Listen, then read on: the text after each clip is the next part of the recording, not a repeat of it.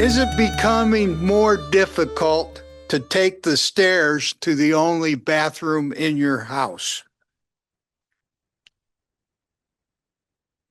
Are you facing more costly and complicated projects? A new roof, a kitchen renovation? Are mowing and maintaining the yard becoming more of a chore and less of a joy? Are your children harassing you to get rid of some of the stuff you have accumulated over 50 plus years of marriage? If you answered yes to any of these questions, it may be time to consider senior housing. Today's presentation by Dr. Hugh Davis, the Chief Executive Officer of Greencroft Communities, might put you on the path to the most significant decision you will make during the remainder of your life. For us already at Greencroft, and a show of hands, how many of us? Okay, Hugh. There's your crowd. And there'll be no complaints about maintenance or service. We won't have any of that today.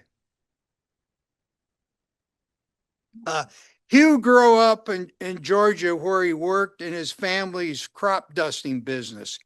He wanted to be a Navy pilot, but was intrigued with medicine when his father was diagnosed with cancer. Hugh started as a certified nursing assistant, progressed to RN, and then earned his Doctor of Nursing practice from Duke University, where you were recently. Hugh became Greencroft's CEO in February 2024. Previously, he had served for 9 years as president and CEO of Minnow Haven in Chambersburg, Pennsylvania. With Hugh today is Suzette, who is going to lead us off about her move from Pennsylvania to the great Maple City. So please join me in welcoming the Davises to Sojourners.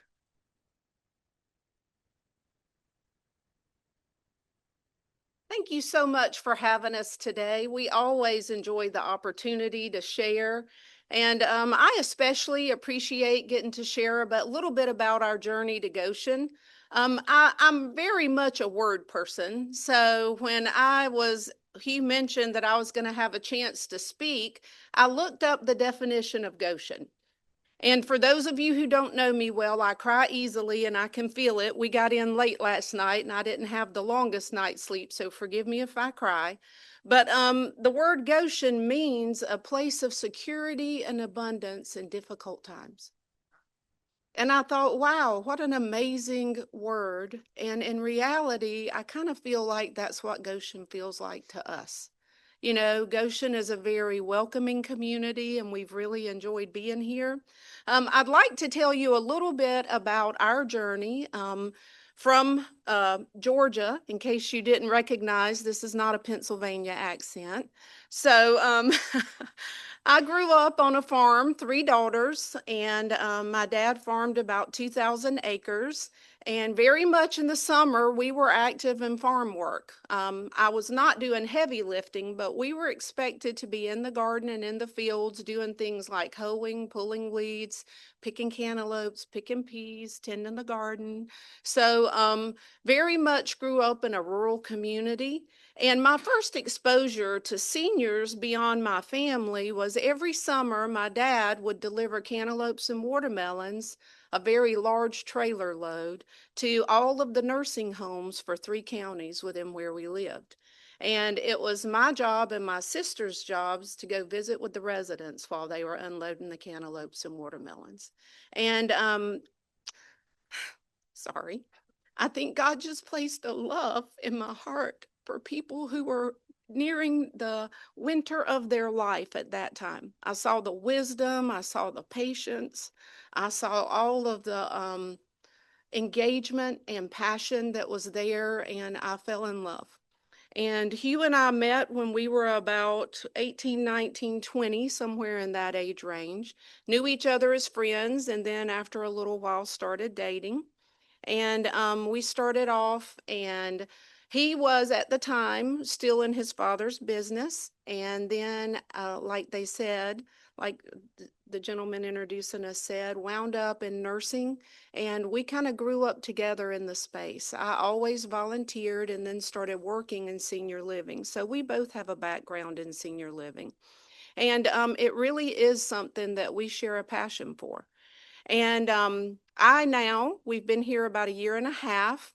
I work at MHS Consulting, and I head the practice and kind of am working to help provide services to not only senior living providers nationally, but also people like Oaklawn that do behavioral health and substance abuse, and communities that provide intellectual and developmental disability support. So I'm very privileged to be able to do that. I think it's a passion to feel like you can support people making a very real difference in their communities. And personally, we've been married for 35 years. We have two children, a daughter and son. They both live in Chicago. And our daughter is a nurse, and she has started her first ER job in one of the hospitals in Chicago. Called this morning, very excited. She talks to her dad all the time about what's going on in the nursing world. And our son is an analyst and does some support for a fleet insurance company, National Indemnity, that's a subsidiary of Berkshire Hathaway. So we enjoy being close to them. We really love it. We settled into a house. We did some renovation. I was in a master's program, and I had started a new job, and I wondered what in the world was I thinking for about 4 months there. But we finished it, it settled, and I'm very happy for where we are and being here. And we want to say thank you especially to those that have reached out, because a lot of people have, and just made Goshen a very welcoming place for us. So thank you for allowing us to be here today. We're excited, and you're going to have some very wonderful information coming from my counterpart, Dr. Davis. So thank you. All right. Well, thank y'all for having us this morning.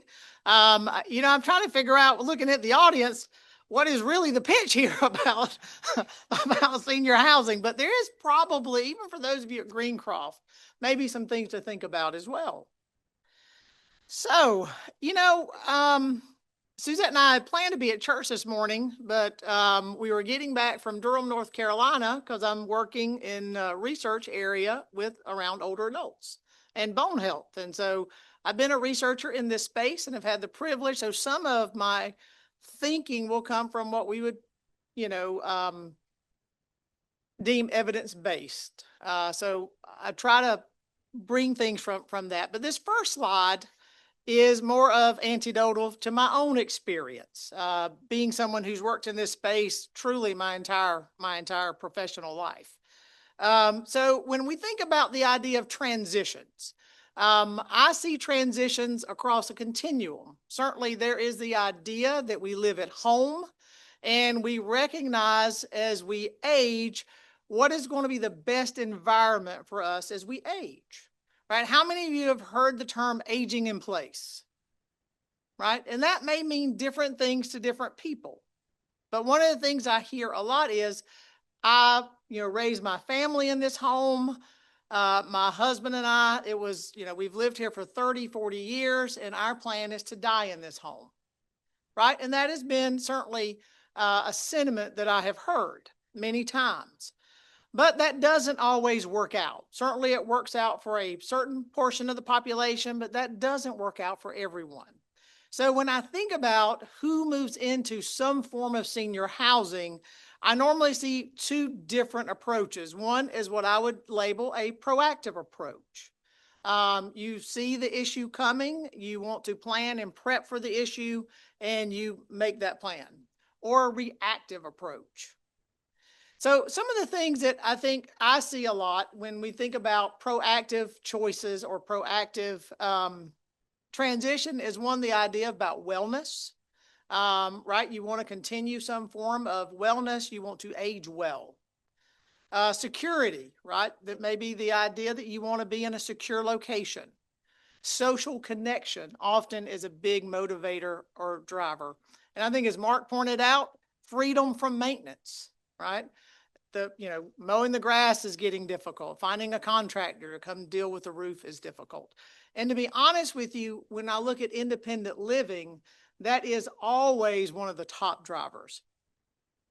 Support for couples, right? Many times we see one person in the marriage is having a health issue, right? And hence the future isn't certain. And they want to make sure that the partner has a good place to land and will have connection and network after some other unfortunate event. Financial predictability, right? They want to know here's I plan my nest egg. I understand how my monthly income will be. This home meets it. I don't have to worry about if I have to replace a roof. I don't have to worry about if any other housing issue comes up. And then there's always faith and purpose, right? And you think about a community like Greencroft, there is some singularity in mindset around wanting to be in community and want to be with people who have a similar background in ways. And then we see a lot, the reactive transition motivators, right? Someone falls, they wind up in the hospital, sudden health event, and it's just not practical to go back home. There is a death or decline of a spouse or caregiver, right? They're sort of stranded without someone to help with. Home becomes unsafe or unmanageable. That's the idea of the only bedroom is upstairs, and that has become more difficult. Financial strain or the issues with repeated repairs, isolation and loneliness, pressure from adult children during the crisis. Do you know when we see the most new people coming to shop for senior housing?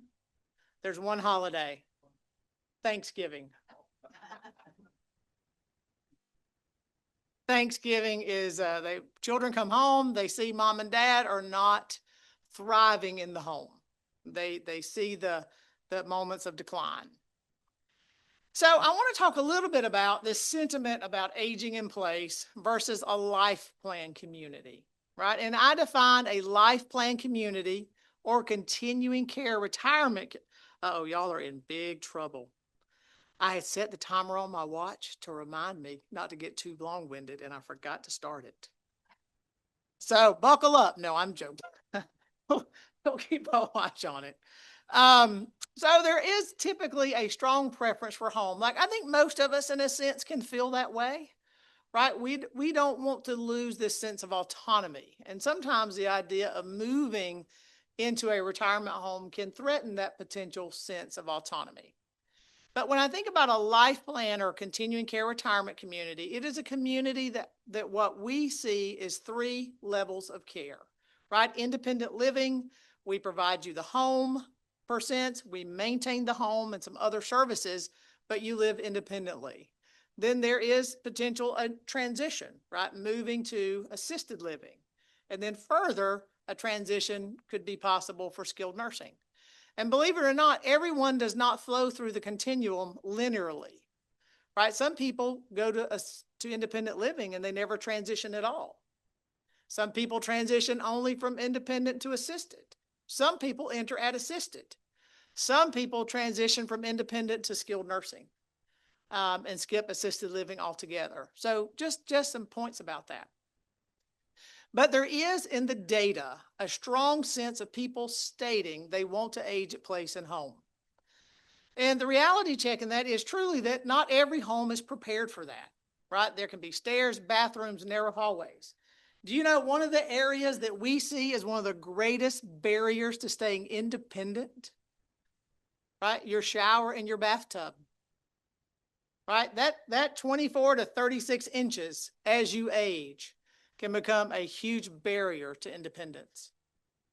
There are certainly emotional attachments to our home, right? I've thought about our children when we've moved from a home that they deem was their childhood home, that identity, right? There's emotions that come with that. There's always a fear of change. And the truth is only about 10 to 15% of older adults will ever choose to move into a retirement community. Yep. Now, many are forced, right, because of the changes of life. And we'll talk a little bit about that. I think it's important to note in that idea of, and I've heard this from a lot of people, I will not move unless I have to move. And I understand that in the idea that people believe, right, it will provide a benefit once I can no longer do whatever may be that you see as your self-efficiency for your own life. But there are some unique benefits when you think about transitioning to senior housing that really cannot be replicated at home. And we'll talk a little more about that. But one of the things I want to talk about is the decline after age 85 and the idea of aging in place. Now, I know there's no one in this room who may be even near approaching this number. So we're just going to tuck that away and leave that over here. But one of the things I want to think about is it's very easy, so I'm 54. And at age 54, I think, yeah, I'm good with doing yard work. I'm great in the garden. I love all the plantings and the flowers. And you know what? I'm going to plant my flag here until I die, right? I'm good with that. It's even at 70 or 75, right? There is a mindset, you know what? I've got this. We're still managing. We're still getting along. We're doing okay. But the truth is, our lives, aging doesn't just move linearly again, right? Aging moves in steps. And the impact of aging is certainly individual, right? But when we look at it as a cohort, as a group, right, when you turn 85, acceleration begins to happen in the aging process. And I put a few things in here that at some point, many people are going to face a crisis if they have not planned for it. And so more than anything, if you are one, even, and this is where this gets to our folks with independent living. So I've done some own research in independent living about these very things. You can actually suffer in independent living even if you think about, I don't want to ever move through the transition, right? So as a nurse and a CNA, when I first began working in life plan communities, my thought was most people come to retirement communities because they know there's a nursing home when they need it. But I found that people on the younger side of the cohort really don't want to think about that, right? They many times see themselves only in independent living. But the truth is, as you age, you can lose community even as an independent living resident when the right time comes for transition. So I want you to think about that. And I try to draw a box around, what does that mean, Hugh, when you talk about, aging in place and this decline after age 85? And certainly the decline can happen from age 80 to 85. Decline could happen rapidly from 90 to 98. But at some point, all of us, if we are graced to continue to live, will age and decline. And so what does that mean? Well, there's several things that happen as we age, right? Movement becomes more difficult at times, right? Chronic disease, we're more applicable to be subject to different chronic disease, right? So how does that affect us? Well, it can, here's classic examples that I've seen 100 times over, even amongst independent living residents, right? My day becomes literally getting to the bathroom, getting to my recliner, and getting to the kitchen to eat beans and weenies, bananas, and whatever little bit I have the energy to prepare for myself, right? Even as an independent living resident, the home can become a barrier to thriving and a barrier to community. So the hidden risk of aging in place, right? Research shows us about 30% of those who age in place become largely homebound at some point in their journey and rarely leave home actually much quicker than what they anticipated. right? As human beings, we sort of see things out there somewhere before the problem actually really hits us. So some common patterns that we see. Specifically, people who are in their home and not thriving. Often they're over age 85. They have a spouse who is declining and the other spouse is a caregiver. And then daily routines become narrow to only being the things that you can do within the home. And many times those aren't going well. So what are the real consequences of this? Really isolation and loneliness. I bolded that for that reason. And the research is very clear that as we age, like how many of us think about things about our nutrition, right? We don't smoke. We try to live healthy. But do you know that isolation as we age is just as dangerous as many chronic diseases, even smoking cigarettes? So that's one of the areas that I think often that we don't think about as we age. The other piece is support services underutilized until a crisis. And so a very key takeaway about the idea of failing to transition is the unintentional consequence of falling out of a support network, right? That is really the power of living this human life. And specifically my own belief about being a part of the Christian family, right? Is we are meant, I believe God created us for connection. God created us not to live isolated and alone. And I can prove and show you the research on this on the scientific front over and over and over. We thrive, we're more healthy when we are in connection and we are in community. So what is a CCRC? It's a campus, like I said, that offers all 3 levels of care. They're there to support you when your needs change without changing your community. And here's the power, I think, of the proactive approach. And I was blown away when I first started working in Life Plan communities. The real magic is not always the staff at the Life Plan community. It's not the work that they do. It's the community and the support that the residents who live there provide for one another. And I really believe, even in the research data, that is what's showing up. It's the power of that community, right? What I have watched as I have seen residents decline and how the rest of the group walk with them and support them through that. To the point that when Suzette and I retire, we're moving into a Life Plan community because I've seen the power of that connection. So I think that's the biggest part. I think, certainly there are so that's 10, so probably 13 minutes. We'll wrap up, try it pretty quick. Things about, there's amenities, there's dining, maintenance, wellness, social engagement.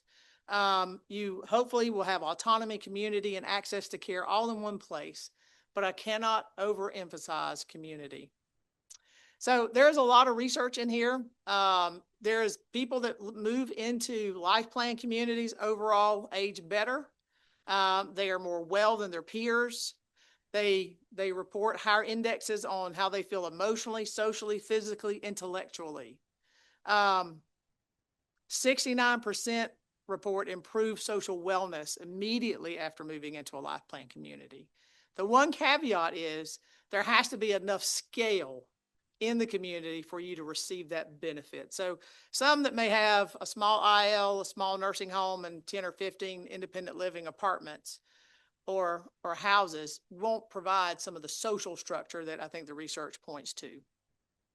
And then stronger social ties are linked to better mortality. And again, myself, right, to me, it's not always about how long you live, but how well you live and how you feel connected and how good your life is. So I'm going to skip on a few so that we get to a couple more things. Number one, when you think about, how many of you do not live at Greencroft? Okay, well, that's okay. So some things for you to think about. I wanted to, so I think I hit some of the stuff to the folks that live at Greencroft. Now to the ones who are, I think to you, there's a few things to think about. So those of you that live at Greencroft, I think you've made a good decision. Honestly, you probably would write the board if I didn't say that, right, this morning. But no, truly, whether it's Greencroft or another similarly situated good community, I think those are good decisions. Those of you who might think about it, I think there's a couple of things I put up here. It's not a real estate transaction, right? It really, if the idea is you want to have a different roof than the roof you live under, that's not to me the appropriate motivation, because you're not buying a home, you're buying into a community. You are joining a support network that provides care and needs as they change, offers safety, peace of mind, creates opportunity. And I think this is one of the big things, creates opportunities for friendship, worship, service, and community. So the value is not the square footage. The value truly is the community. So decision framework. What are some things how many of you who do not live at Greencroft or how many of you do not live in senior housing whatsoever? That was the better question. Okay, so a few of you. As you think about it, right, I think there's some things to think about. One, home safety and accessibility, right? Stairs, bathroom entrances, those do become an issue as we age. And then your support system, right? Some people can age in place and do very well, right? But it takes the right support system to be around you, right? Family nearby, reliable helpers. Do you have a vibrant spiritual community? David, there's a big issue with your daily living load. So as you age and decline, you've got to think about, how about meals? How about your medications? How about transportation, right? Once you may not be able to see or manage driving and your housekeeping. And one of the things that I think, and again, I'm going now to anecdotal stuff. Choosing from a point of strength, I think, is better than when it's an urgent health issue.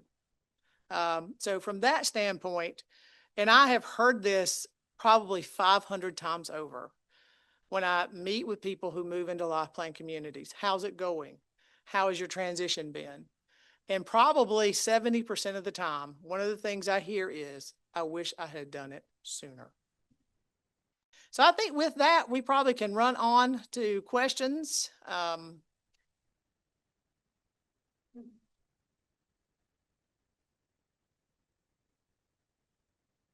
Yeah.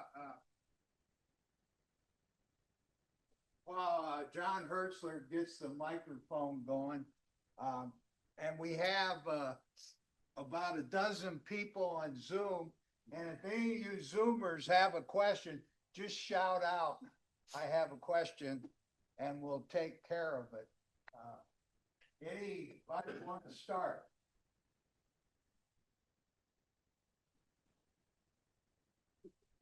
I hope I didn't discourage you when I say no questions about maintenance or complaints about billing. But, well, here's a question. Good. We've recently had some very nice sunny days here in this part of Indiana, but at Greencroft, the sun falls on asphalt shingles instead of silicone. When are we going to convert this nice sunshine into electricity? That is a great question. And to be honest, my prior life as a CEO, we actually did a lot of solar. Currently, we are doing more what I call some blocking and tackling for the campus. But certainly we go into strategic planning the first of the year when we have a new vice president at Goshen. And certainly we'll begin doing some advanced planning, and that will be a part of the conversation at that point. But right now we're just catching up on some backlogs of some things, if that's fair. Other questions? Yes, sir.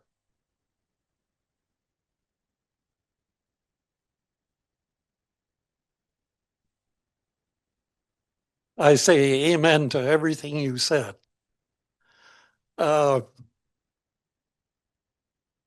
The unfortunate thing is you were preaching to the choir here this morning.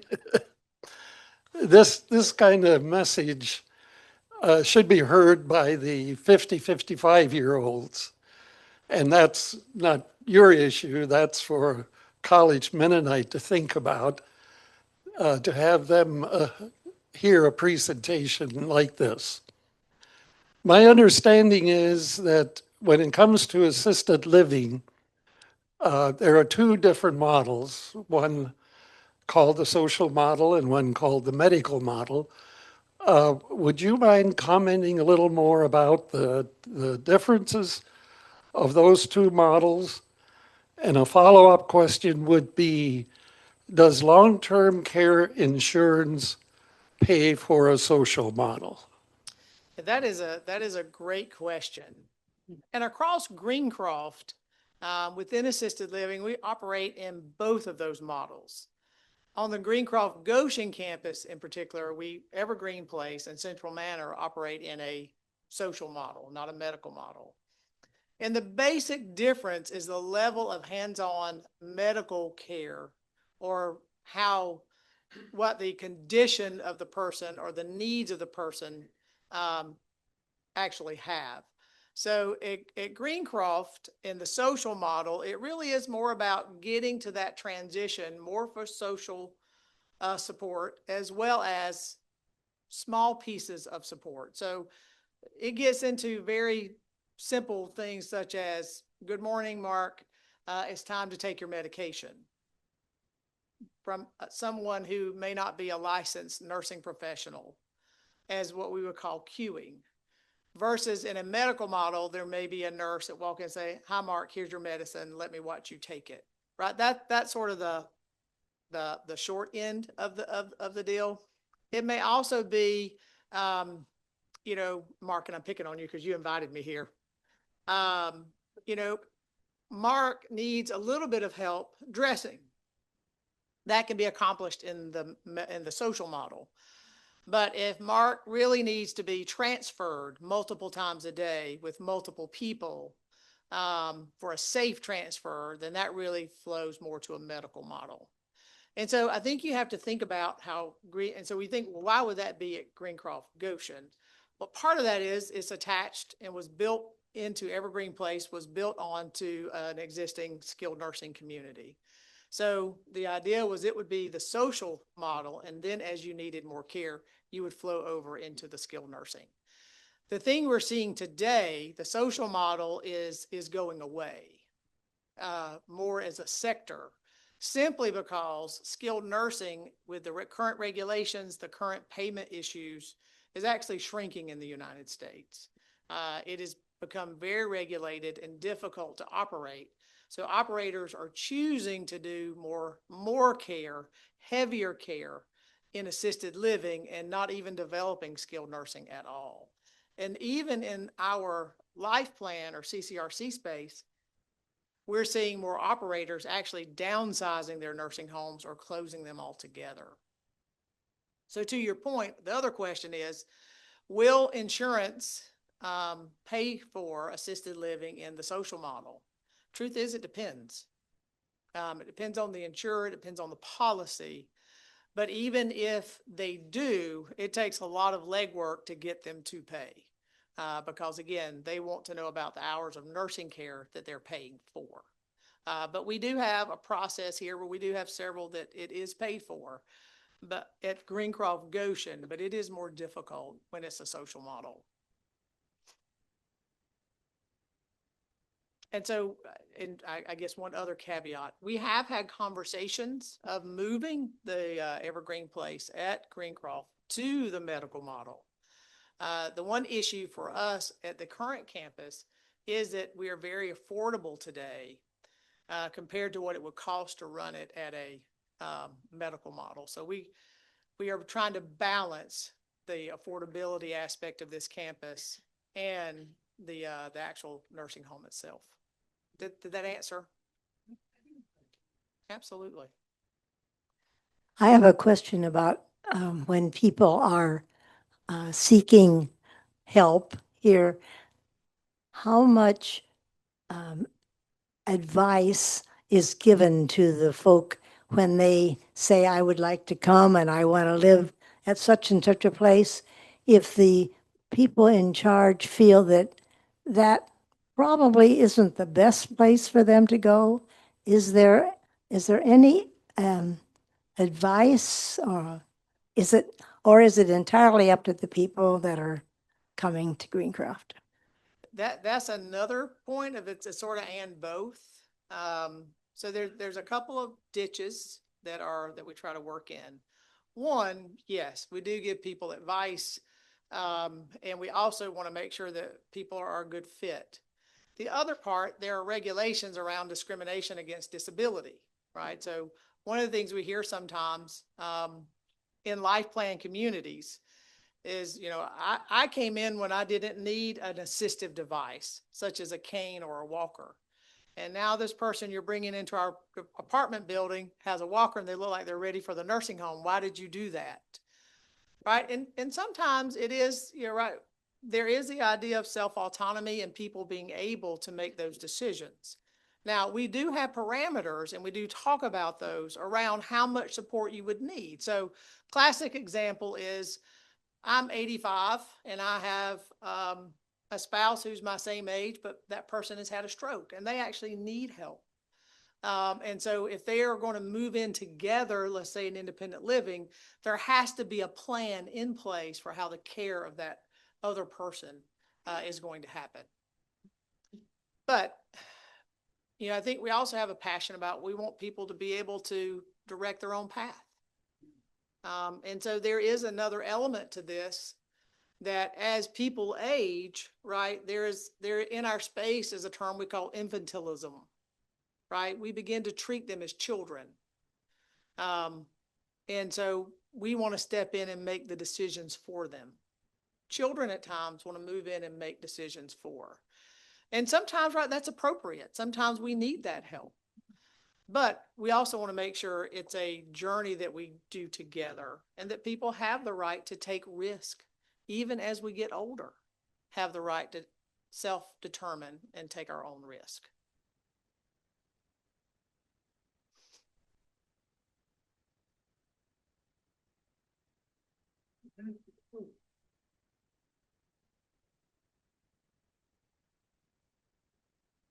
You talked about the possibility of having assisted, if you're in independent living, getting assistance if one of the couple needs help. Yes. So what are the opportunities for that? I think the best opportunity, if you're at Greencroft, would be Greencroft at Home or one of the So other. explain what that would be. So Greencroft at Home is what we would call non-skilled home care, meaning we're not sending an RN or a therapist, physical therapist or occupational therapist to actually do treatment. But you have access to someone who could come help you bathe or dress, someone who could cook or clean, someone who could do what we call non-skilled tasks. Or there's other agencies in town that do that if you're not at Greencroft. The problem with that, that plan is that the workforce is in such a dire shrinking mode.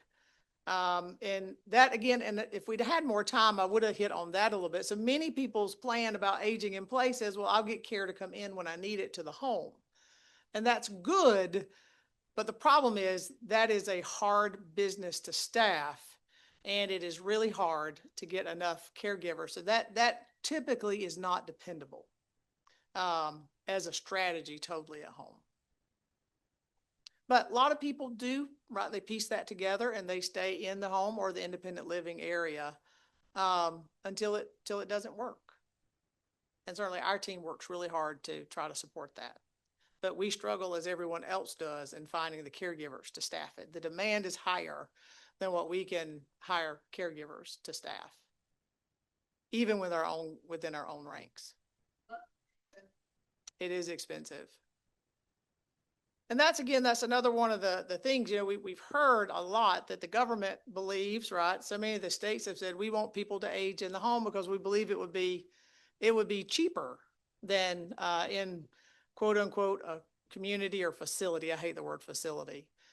But if you think about it, if you are at home and you need someone to come and always be available, right? That could become 24 hours a day, 7 days a week. Where in an assisted living community, right, you may only need actual hours of care 2 to 3 a day. So the economics, I think, still will continue to support the need for more congregate living, unfortunately. But just to follow up then, the idea of having a hard time getting people to work in assisted living, but how about overall for Greencroft? How big of a problem is it getting employees overall, not just in assisted living? Yeah, I would say it is the largest strategic priority for the organization. And looking at the demographics, it will continue to be. There are certain positions that are easier than others, but any skill position, so nurse, HVAC, plumber, social worker, therapist, accountant, those are difficult. And right now, frontline ranks, housekeepers, CNAs, that's a little better, right? You can see this when the economy and the job market softens, more people go into those roles. But I believe right now we're just in a soft spot in the economy, and that will tighten up again. Again, when you look at the demographics, 10,000 people a day are retiring, and we are not backfilling those folks into the labor market. So we believe it will continue to be a focus for us. That brings up the other issue about whether or not Greencroft should get bigger than it is. We could talk about that one all day. Yeah, and that's not a bad question, right? Growth should be good growth to help the organization be strong and meet its brand promise. That's my general belief. And so all growth is not good growth, right? Some growth could actually be harmful to the organization. And so even as, our most recent affiliation, there's no skilled nursing involved and there's very little assisted living. And the assisted living is designed, it's a medical model. It is designed solely to only support the people, the independent living residents that live in that community. And so the idea of, that's another, the issues with skilled nursing, because that is very labor dependent. And that is where it's hardest to find people that want to work. And part of that is it's hard work. And so, was part of some research when I was in Pennsylvania and looked at nursing students at the University of, or Penn State University. And to a T, not one had thought about working in any form of senior care. So even in the nursing ranks, it's typically later in their career before they choose to come into some form of senior housing. So that's another piece that we are working to tackle. We are working right now with Goshen High School to be supportive of their, what they call their CTE, their career transitions. And they have a great certified nursing assistant program. And so this year they have 40. And so we are helping to support that. Last year, we were able to hire 30% of their cohort. We're expanding that program to South Bend and to New Carlisle. And within that, we are working to create career ladders and tracks for them to become nurses. So we are trying to think about, we can't just think about hiring. We also have to work on the side of creating. Thank you. I have a question. For a number of years, my husband and I have been paying for long-term care insurance. And am I hearing that that's not going to be usable at Greencroft? Oh, no, ma'am. No, it would be usable. And again, it depends on how the policy is written and what will the policy cover. Usually most all of those policies cover skilled nursing. So that would be absolutely covered. It depends on how they look at I missed hearing what you said there. What would absolutely be covered? skilled nursing. Oh, So usually the nursing home is always paid for. Some policies don't address assisted living at all. Some policies address what level of assisted living they would pay for. So how much support would you need before they would kick in and pay for it? Again, so some of that is at the policy level. In many policies, have certain riders, right? They'll only, the point when you took them out, they don't escalate with time. They set the amount they're going to pay at that time. And you may have bought the policy 20 years before you need it. And it may not, and inflation in that area may have outpaced it. So there's a lot of deep questions about what it will fully or fully not pay. Is there someone at Greencroft who could examine our policies and give us information about that? Oh, certainly. Yes, ma'am. Yeah, we help residents with the filing of those claims as well. And is there any way to adjust if we're lacking in some area there that we could change our policy at this point? That is, but and I'm not an insurance person, so, but we could ask that question. What I would say in general, most of the most of the policy folks in that space have been underwater for a long time. So even today, it's much harder to even get a policy that the average person can afford or deal with. So in general, there was this idea when they saw the age wave coming, started writing policies, and very quickly from an actuarial standpoint are underwater. So I don't know what you mean by underwater. yeah, meaning that, Losing money. right, what is insured is costing more than how they looked at writing the policies and the return from the policies, if that makes sense. So it's not it's a difficult space. So for my generation, I'm not sure we will have long-term care insurance policies. Where would we go at Greencroft if we want some of these answers? Yeah, I would say I would start with the resident service coordinators, and then they can help ferret you to the right place based on where you are. But don't ever hesitate to reach out to my office, and I'll make sure. I know James Schmidt was someone who helped a lot with that, and that will now transition to Lisa Shealy, at least for the time. So she would probably be the best starting place.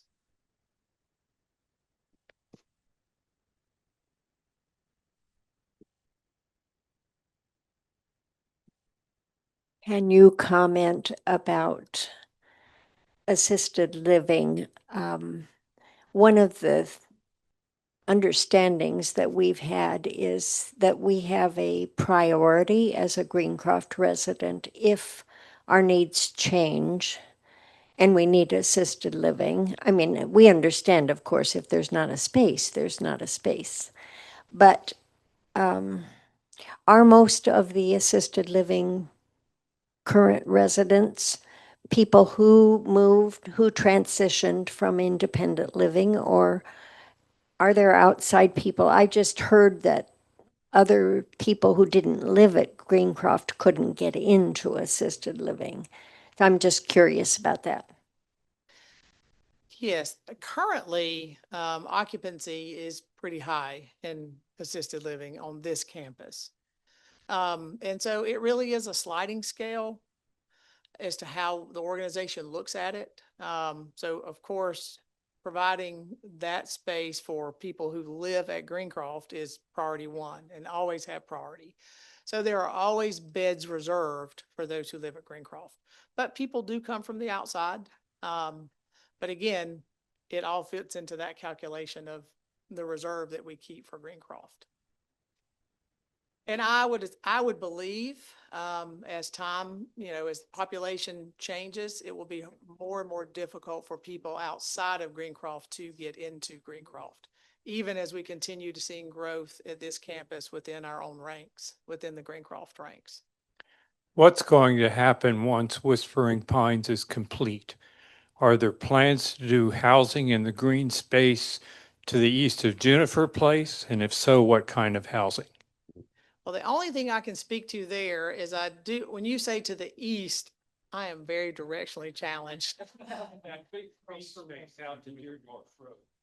The green space to the left, if I were going straight out toward Deerdorf Road, the space to the left, yes. The one thing I do know is Juniper Place has a quote unquote phase 2 that was planned years ago. So I don't know what that would look like in the future. Certainly that area you're referencing is prime target for more independent living growth as we see the demand. So currently, we've actually shut down even wait lists for several of our products just because would be a 5 to 7 year wait. But we don't have official plans yet. We've just engaged the board and some planners to come in when the new executive is on staff for Greencroft Goshen in January to begin planning as to what are the next iterations for the campus, what are other amenities that the campus will need, which buildings do we need to put out resources to improve. So that next point is coming. Yeah. Can you stick around a few minutes? I Steve? can, Okay. absolutely. Okay, well, thank you very much, Thank you. and we appreciate it.